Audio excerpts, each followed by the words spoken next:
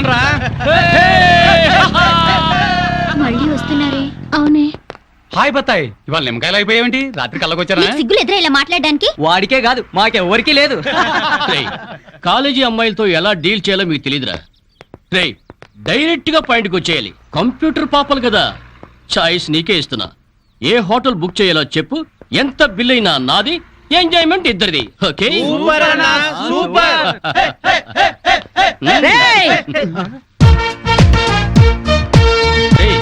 Teenage పాపల మధ్యలోకి old age హిడింపు వచ్చింది ఏంట్రా? హిడింబిని కాదురా, జుట్టు పోలిగా భారతీయురాలిని, మదర్ ఇండియా.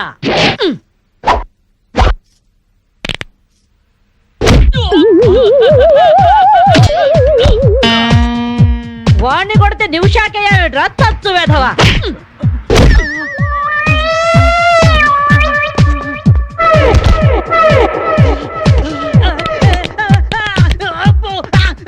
బ్రూస్లీ బనేన్ వేసుకొని పారిపోతున్నాయట్రా ఏ బ్రాసి. చంపేస్తాను ఇంకోసారి బనేన్తో కనిపించావుంటే. నువ్వు తిట్టినా పర్వాలేదు కానీ కొట్టిన వంట మాత్రం చేస్తాను. ఈ గల్లికే రాను వల్ల వామ్మో. థ్యాంక్స్ మామగారు. ఈ రాస్కల్స్ రోజు ఈ బస్ స్టాప్ లో ఏడిపిస్తున్నారు. ఇవాళ పోలీస్ రిపోర్ట్ ఇద్దాం అనుకున్నా, ఇంతలో మీరొచ్చారు. బామ్మగారు మీ ఏజ్ ఎంత? జస్ట్ 64. 64 మాత్రమే. మరి జడేంటి, ఈ గెటప్ ఏంటి? ఏమే పిల్ల, 64 ఏళ్ళు వచ్చాయి కదా అని ముతక చీర కట్టుకొని నెరసిన జుట్టుతో ఈశ్వరమంటూ ఉండాలా? నేను 21st సెంచరీ లేడీని. ఇదిగో అందరూ నాలాగే ఉండండి, లేకపోతే ఈ మేల్ డామినేటెడ్ సొసైటీలో ఆడవాళ్ళు ఎంత చదువుకొని ఉద్యోగాలు చేస్తున్నా అణిచిపెట్టేస్తారు. కట్టు బొట్టు టేస్ట్ అన్నిట్లో మన ఫ్రీడమ్ మనకు ఉండాలి. మన క్యారెక్టర్ ని మనం పర్ఫెక్ట్ గా ఉంచుకోవాలి. ఏదైనా ఫైట్ చేసి సాధించాలి. కరాటే, కంప్యూటర్ నేర్చుకోవాలి. భరతనాట్యం, బడిత పూజ కూడా రావాలి. హ్యాపీగా నవ్వుతూ ఛాలెంజ్ గా బతికేయాలి. మీ మాటలు చాలా ఇన్స్పైరింగ్ గా ఉన్నాయి బామ్మగారు. Very good. నా ఇన్స్పిరేషన్ తోనే మీరు అనుకున్నది సాధించండి. All the best. జీవితమే పువ్వాట, ఆడుకో సయ్యాట, జీవితమే అపువాట, ఆడుకో సై. మాధవి, ఏవే లవ్ మ్యారేజ్ చేసుకున్నావుటగా? ఇతనేనా? మాది లవ్ మ్యారేజే. 50 ఏళ్ల క్రితం శ్రావణ మంగళవారం పట్టు పరికిని కట్టుకొని పేరంటానికి వెళుతుంటే టక్కున చేయబట్టుకున్నాడు మీ తాత. ఒళ్ళంతా జువ్వున షాకు. ఇంట్లో వాళ్ళకి ఇష్టం లేకపోయినా సరే పట్టుపట్టి ఆయన్నే పెళ్లి చేసుకున్నాను. మీరు చాలా గొప్పవాళ్ళు బామ్మగారు. ఏమండి, బామ్మ వాడు మా ఇంటి పక్కనే ఉండేవాళ్ళు. చిన్నప్పుడు నేను ఈవిడ దగ్గరే పెరిగాను. చాలా సంతోషం. పదండి బామ్మగారు లోపలికి. ఏ మీరిద్దరు ఏదో సినిమాకో షికార్కో వెళుతున్నట్టుంది. నేనేమైనా డిస్టర్బ్ చేశానా? డిస్టర్బెన్స్ పాడా? ఇంకా నేను పదండి లోపలికి. రా బామ్మ. రండి బామ్మగారు రండి.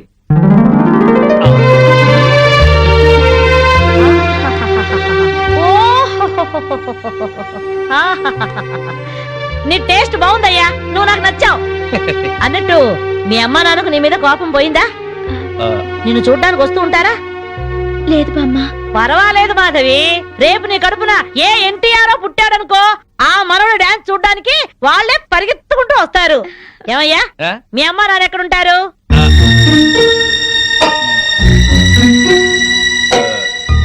పాపం వాళ్ళ అమ్మా నాన్న దివిసీమ తుఫాన్లో పోయారు.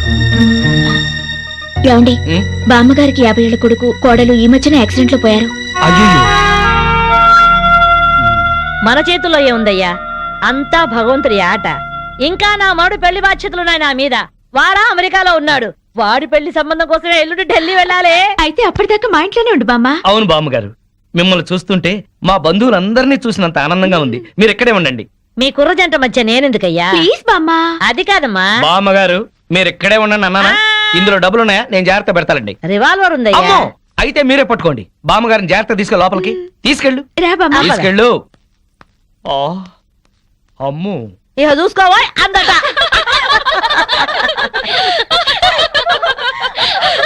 ఇలా మనస్ఫూర్తిగా నవ్వుకుని ఎంత కాలమైందో బామ్మగారు. తెగ నవ్వించేస్తున్నారు. అవును బామ్మగారు, మా ఆయన ఎంత చక్కగిలి పెట్టినా ఇంత నవ్వు రాదు. 2 జోకర్లు నాకే పెడితే ఇంకో జోకర్ నీకేలా వస్తుంది? మోసం చేయకు. ఇది రాంగ్ షో కాదు, డీల్ షో. రాంగ్ షో అంతే. కాదు, డీల్ షో అంటే ఏమిటి ఆ గోలా? ఈ వేళంతా నవ్వుకుంటూనే ఉన్నాం, ఏదో ఒకటి జరుగుతుందని అనుకుంటూనే ఉన్నాను. పేకాట దగ్గర కొట్టుకుంటున్నారు. వెళ్ళి 4 తగిలించండి. అమ్మో, వాళ్ళనే దొండకాయ వేయించినట్టు వేయించాలి. ఉండండి, నేను చెబుతాను. కాదు, డీల్ షో. నాకు చెప్పి నువ్వు బేకాడ ఆటిని రాని ఏయ్! Deal show. ఏవర్రా ఎదిగే పిల్లలున్న చోట ఈ తాగుడేమిటి ఈ పేకాటేమిటి? ఆటిని రాని వచ్చి బతికించింది అనుకుంటుంటే ఈవిడొచ్చి చంపుతుందట బావా. పేకాట గురించి నీకేం తెలుసు? వెళ్ళు. ఏమిట్రా కూసావు? నా పేరే ఉషా పేకప్. ఏంటి వేస్తావా? చూస్తావా? ఇదిగో, తీసుకో, ముక్కలు తీసుకో. అంత ఏసుద్దంట. చూద్దాం అది కూడా. కలుపు చూస్తాను. ఏయ్ మాట్లాడటం కాదు, కత్తిరే చూస్తాను.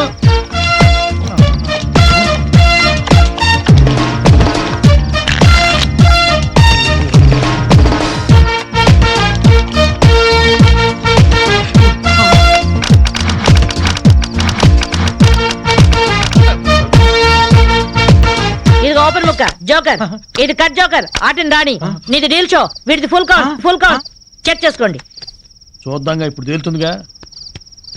నాది డీల్ షో. అమ్మో, నాది డీల్ షో. నాది full count. Deal show, deal show. అది డీల్ షో. సిగరెట్ కాల్చడం చేతగాని చావట. ఆ? ఆ?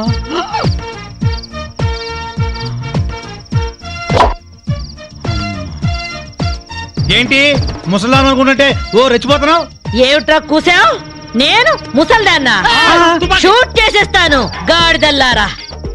ఏయ్ ఛై, చిన్న జోక్ వేస్తే అరగంట నవ్వుతున్నారా మీ ఆడవాళ్ళు? ముందు వాళ్ళని సంతోష పెట్టడం నేర్చుకోండి. 13 ముక్కల్ని సెట్ చేయడం కోసం తల పట్టుకోవడం కాదురా, ఇంట్లో అందరినీ ఒక జట్టుగా సెట్ అయి ఉండేలా చూడండి. ఇంకెప్పుడైనా ప్యాక్ ఆడినా తాగినా పేల్చి పారేస్తాను.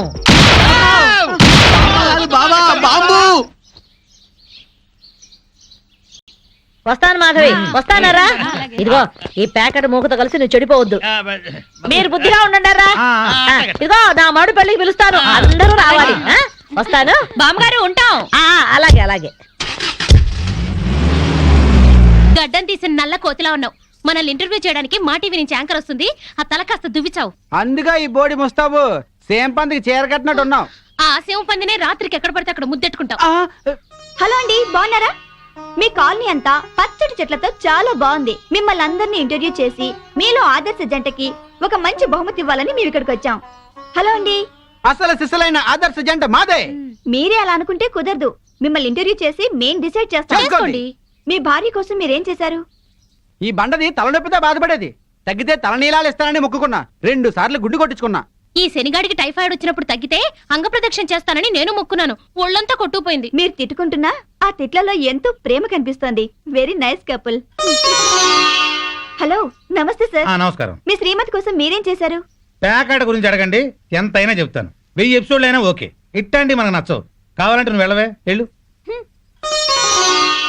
మురళీకృష్ణ గారు, మీ 20 ఏళ్ల వివాహ జీవితంలో మీ భార్య కోసం మీరేం చేశారు? ఏమండి, మీరిచ్చే 5000 కోసమని లక్షలాది జనం ముందు మా పర్సనల్ విషయాలు చెప్పుకుంటావా? నేను మా ఆవిడికి పూలు తీసుకొచ్చాను, అమృతం రాశాను, కాళ్ళు పిసికాను, కడుపు చేశాను. అవ్వా, ఇవన్నీ చెప్పుకునే విషయాలండి. ఏంటండి ఇది? సారీ రాణి, నేను జనానికి నీ గురించి చాలా బాగా చెబుదాం అనుకున్నాను, కానీ యాంకర్ ఏమో లేటుగా వచ్చింది, నాకేమో బెల్లు కొట్టింది. Hello sir. నమస్కారం. Hello madam. హలో. మీకు ఈ కాలనీలో పెళ్ళాం పిచ్చోడనే నిక్నేమ్ ఉంది కదూ? మీకెలా తెలుసు? అందరి గురించి తెలుసుకునే వచ్చాను. మీరు మీ భార్య కోసం ఇప్పటి వరకు ఏం చేశారు? చూడండి, ఆలికి అన్నం పెట్టడం ఊరికి ఉపకారం అని తెలుగులో ఒక సామెత ఉంది. తన జన్మని మనకిచ్చి తనకు జన్మనిచ్చిన వాళ్ళను వదిలొచ్చి మన పిల్లలకు జన్మనిచ్చే భార్యకి ఏం చేసినా తక్కువే, ఎంత చేసినా తక్కువే. వా, ఎంత అద్భుతంగా చెప్పారు సార్. నన్నెవరన్నా పెళ్ళాం పిచ్చాడంటే నేనేం ఫీల్ అవను. ఆ మాట నేను పూల కిరీటంలా భావిస్తాను. పద్మశ్రీ పద్మభూషణల కన్నా గొప్పగా ఫీల్ అవుతాను. క్రికెట్లో వరల్డ్ కప్ అందుకోవడం కంటే పెళ్ళాం చేతిలో పాల గ్లాస్ అందుకోవడమే హ్యాపీగా ఫీల్ అవుతాను. నోబెల్ ప్రైజ్ అందుకోవడం కన్నా పెళ్ళాం చుట్టిచ్చే కిళ్ళి వేసుకోవడంలోనే థ్రిల్గా ఫీల్ అవుతాను. గిన్నీస్ బుక్లోకి ఎక్కడం కన్నా పెళ్ళాం పక్కలో చేరటమే ఆనందంగా భావిస్తాను. మనం పూజించే దేవుళ్లే పెళ్ళాం కోసం యుద్ధాలు చేశారు, అప్పులు చేశారు. శ్రీరాముడు, శ్రీకృష్ణుడు, వెంకటేశ్వరులాగా నేను కూడా పెళ్ళాం పిచ్చోడ్నే. You are so lucky. అద్దరు కొట్టేశారు సార్. కంగ్రాచులేషన్స్. సో ఈ కాలనీలో ఆదర్శ భర్తగా ఫస్ట్ ప్రైజ్ మీకే ఇస్తున్నాం. ఇఫ్ యు డోంట్ మైండ్, నేను ఈ చెక్కు నా భార్య చేతుల మీదుగా తీసుకుంటా. ష్యూర్, దట్ ఈస్ పెళ్ళాం పిచ్చాడు. Yeah, thank you madam. Thank you. నమస్కారం అమ్మా. నమస్కారం. సార్ సినీ నిర్మాత చేదు విషయం అమృతరావు గారా? సార్ నమస్తే సార్, నేను లొడలడను సార్. నా కలం పేరు లొడలడ, సరికొత్త కథా రచయితని. నెల రోజుల క్రితం మిమ్మల్ని కలిసినప్పుడు ఓ స్టోరీ లైన్ వినిపించాను కదా సార్. రాయలసీమ రక్తపాతం అని బాగుంది, డెవలప్ చేయమన్నారు. బ్రహ్మాండంగా చేశాను సార్, అద్భుతం. 3 గంటల స్క్రిప్ట్ రెడీగా ఉంది. ఏంటి ఇప్పుడే ఫోన్ లో వినిపించమంటారా? Okay sir. Sir Rayalaseema faction leader బాంబుల సాంబయ్య కూతురు హీరోయిన్, ఈరప్పన్ మేనలుడు హీరో. ఈడు బాంబుల సాంబయ్య కూతుర్ని ప్రేమించాడు. సాంబయ్య ఒప్పుకోలేదు సార్. కానీ హీరో ఆ పిల్ల ఇంటికెళ్లి శివజనం మీద 4 సెంటప్పకాయలు పడేసి ఆ పిల్ల చెయ్యి పట్టుకుని లేపుకుపోయాడు. బాంబుల సాంబయ్య గ్యాంగ్ హీరోని తరుగుతా వస్తుంది. 350 టాటా సుమోలు, అన్ని వైట్ కలరే, 10 పటాన్ ట్యాంకులు, 3 హెలికాప్టర్లు, 250 గుర్రాలు, 4 రైళ్లు, 1000 సైకిళ్లు, అందరి చేతుల్లో బాంబులు గొడ్డళ్ళు. హీరో వెనక నుంచి ఒక ఫ్యాక్షనిస్టు అలా గొడ్డలిసిరాడు. హీరో వెనక్కి తిరగకుండానే దాన్ని గాల్లో పట్టుకుని మళ్ళీ వెనక్కిసిరాడు. అది గురిగా ఎళ్ళి ఆడి గుండెల్లో గుచ్చుకుంది. డిటిఎస్ లో ఆడి చావు కేక. హీరో హీరోయిన్ ని తీసుకుని ముళ్ళల్లో పరిగెత్తాడు, రాళ్లల్లో పరిగెత్తాడు, కొండల్లో పరిగెత్తాడు, నీళ్ల మీద పరిగెత్తాడు, ఎడారుల్లో పరిగెత్తాడు. పరిగెడతానే ఉన్నాడు. చివరికి చేసేది లేక హీరో హీరోయిన్ ని తీసుకుని శ్రీహరికోట రాకెట్ కేంద్రంలోకి దూరాడు. మర్నాడు ప్రయోగానికి సిద్ధంగా ఉన్న రాకెట్ లో దూరి తలిపేసేసుకున్నాడు. హీరోయిన్ భయపడిపోతా హీరో గుండెల మీద వాలిపోయి నాకు చాలా భయంగా ఉంది, నన్ను ఎక్కడికైనా తీసుకెళ్లిపో అంది. హీరో హీరోయిన్ ని గుండెలకి హత్తుకున్నాడు. ఈ దిక్కుమాలిన ఫ్యాక్షనిజానికి దూరంగా ఏదన్నా గోడల్లోకి వెళ్లి హ్యాపీగా బతుకుదామన్నాడు. అంతే, రాత్రికి రాత్రే మర్నాడు ప్రయోగానికి సిద్ధంగా ఉన్న రాకెట్ ని ఆకాశంలోకి అంగారక గ్రహం వైపుకి దూసుకుపోయేలా చేశాడు హీరో. వెనకాల నుంచి ఎర్రి ఫ్యాక్షనిస్టులు తరువుకుంటా వచ్చి నోరెళ్లబెట్టి ఆకాశం వంక సొత్తున్నారు. ఆకాశంలోకి రాకెట్ అలా వెళ్ళిపోతుంది, వీళ్ళు నోరెళ్లబెట్టి ఇలా సొత్తున్నారు. మధ్యలో ఈ మహాశూన్యంలో విశ్రాంతి విశ్రాంతి విశ్రాంతి. ఏంటి సార్ సెకండ్ హాఫ్ వినక్కర్లేదా? ఎందుకని సార్? మీకు బాగా నచ్చిందా? Thanks sir, thanks sir. అబుష్ అబుష్. మనం మాట్లాడటం మొదలు పెడితే ఎవరైనా ఇలా బొమ్మల్లా ఉండిపోవాల్సిందే. అవి మాటలా? మీ కథ విని మెంటలెక్కిపోయింది సార్. శభాష్. మేము మామూలు మనుషులం, మీరు మహారచయితలు. 200 ఇప్పించండి సార్. ఎక్స్ట్రా 200 ఇవ్వండి సార్. ఇదిగో నేను రేపు వస్తాను. ఇదే టైంకి రండి సార్. ఒరే మామా, ఇవాళ మనకొచ్చిన కలెక్షన్ 2000 రూపాయలు. ఈ డ్రామా ఇలాగే 1 నెల రోజులు కంటిన్యూ చేసామంటే మనం హ్యాపీగా దుబాయ్ వెళ్ళొచ్చు. ఈ బిల్లు మొత్తం ఆ పెళ్ళం పిచ్చోడి నెత్తిన పడుతుంది.